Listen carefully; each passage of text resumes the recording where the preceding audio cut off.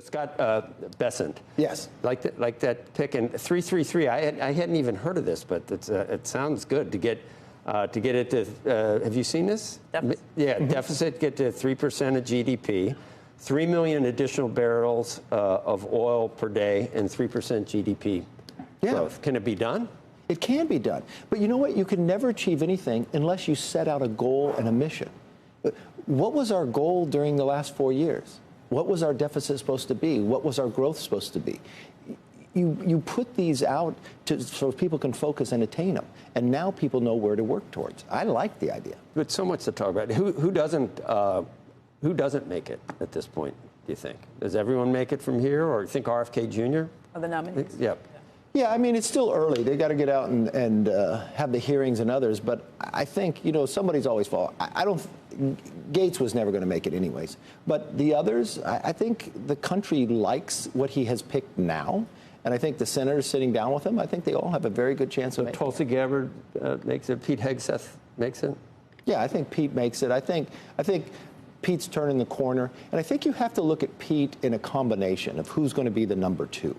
And this is the way the president thinks. The president looks at, he's going to have a big say in a lot of this, and who's going to be logistically transforming the Defense Department. And he's got a couple names out there that's actually what they look at. And Pete would be doing another job as well. What do you think of DOGE, the Department of Government Efficiency? I love it. Can we get at some of the, I mean, they lay out, Vivek and Elon lay out all of these issues that sound like massive, massive waste. Is there that much waste there? Can it be stripped out? Yeah, because when was the last time you looked at it? And we get into these internal fights. It's kind of the challenge that we had when the Soviet Union collapsed. No one member is going to raise their hand and say, close my military base. Why didn't you do this, Kevin, when you were Speaker of the House? You know why? Because I proposed it and the president said no. I actually was putting into it that's called a BRAC, a base realignment and closure. This is exactly what we're proposing. This is exactly what we are going forward on. In the debt ceiling, I proposed to the president, because this is the right time to do it. Each party in the Senate nominates someone. They put a plan together, and then you vote it up or vote it down. Like no Simpson amendments. Bowles, but that got voted down, and nothing happened. Then you have the ability to do it. But now you've got a Vivek and you've got Elon actually making the case at the same time and letting the public in on it. That's the best thing. That's like going into a business and saying, give us your opinion, right? Tell us where there's waste. Because that will make the public, in turn, put pressure on the members of Congress to look at ways. And it's not partisan, so it's not coming from one side, right?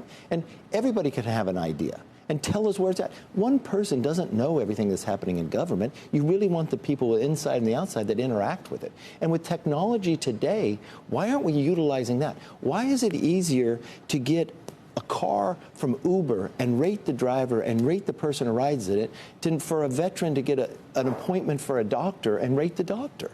And what you would do is you would slim government, but you'd be more efficient, you'd be more effective, and you would provide a better service to the constituent. And every dollar you save is not government's money. So what about all of these things that people keep saying, oh, the civil service is not going to be allowed to do that, you can't make as many cuts. But you understand government inside now. You think it can be done. Look, what DOGE puts together is not going to be lock barrel, this is what's going, because policymakers have to vote on it. But the structure will dictate the behavior. And if you started inside, the other side would just fight with you, no matter who proposed it. This is on the outside. This is asking the public to come in. The debt has gotten so large, you keep plussing up government every time there was a crisis. I mean, in the debt ceiling, we cut $2 trillion. You thought it was the worst thing on earth. No, you had to go much further, but we could only look at 11% of the entire budget. They walled everything off. Now you can look at everything in a perspective of somebody on the outside and giving us better efficiency. I think that would make the case stronger when you first go in, that it's not partisan. You might not get 100% of it, but I'm telling you, if you get 50% of what they're proposing, the country is in a much stronger position than we were. Yeah, I'm excited by it. Do you think that with all these different cross currents that were, tariffs were announced, or on day one he's going to try and do some of these things?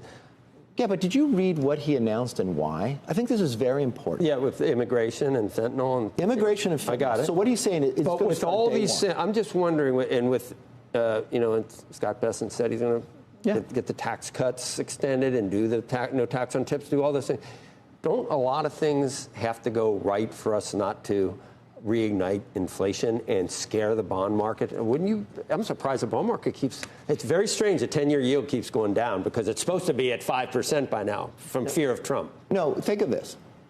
When he says to stop fentanyl, think what fentanyl is doing. It's the #1 killer of Americans between the ages of 18 and 45. Right. But think about the ages between 18 and 45. It's the years you're most productive, the years you reproduce, and the years you serve in the military. It is the most critical time for a nation. So if this is the #1 killer and he's stopping that before he even goes into office. With the tariff. No one thought that with the tariff. And that's illegal immigration. That's why you should look at it. Then he's stopping immigration. Will these even go into effect? No, if he's successful, they won't even go into effect. What the president is telling you, he's going to focus on America, but he's going to use every single tool he has in whatever negotiation you're talking about. That's why the world is going to be reset. That's why it's going to be a safer place. And that's why we can attain all those goals we set out. But when you're defending the #1 age generation for the future of the currently serving, and you're stopping what it's all coming directly from China, that's a direct attack on America. That's going after those who serve in the military. It goes after our most productive years. It goes after the years that you reproduce. That's really a big attack on your economy itself. So I wouldn't worry about the bond market. I'd be excited about, yeah, I'm stopping that. So the generation that's doing all the work right now is healthier, more productive, and going to live longer and reproduce.